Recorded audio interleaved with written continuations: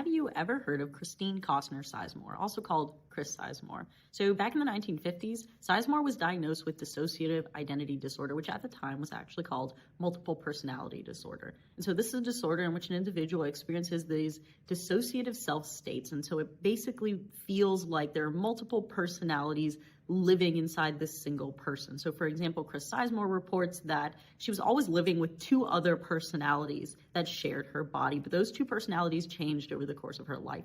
And so over the course of her whole disorder, she was actually diagnosed with 22 personalities. And so at any given time, there's going to be a single personality that is more in control while the others take more of a passive approach. And so Sizemore reports, for example, waking up in places like a nightclub and just having no recollection of how she got there or why she was there. So I know that this sounds somewhat bizarre. It sounds maybe like a science fiction movie or like a defense that someone would give in a criminal case, but DID is very real. It is in the DSM, which is a diagnostic manual used by clinicians to diagnose mental illnesses. And scientists have been studying this for over a century to really try and understand what goes on in the brains of individuals that are dealing with these disorders. And so scientists have found a few different brain regions that are different between individuals with DID and healthy controls, individuals that have not been diagnosed with DID. And these brain regions are generally involved with things like emotional processing, attention, decision-making, and visual processing.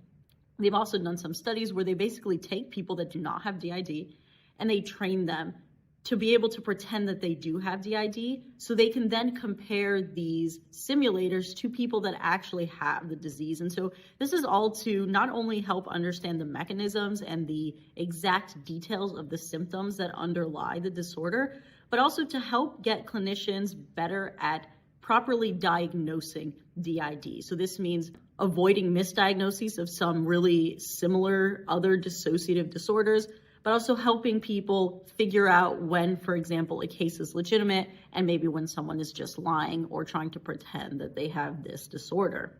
So if you're interested in learning a little bit more about what it's like living with DID, Chris Sizemore did actually release an autobiography called I'm Eve back in 1977, which gives her account of living with DID. This was actually released after The Three Faces of Eve, which was released by her doctors when she was first diagnosed, and actually inspired a movie which was really popular back then.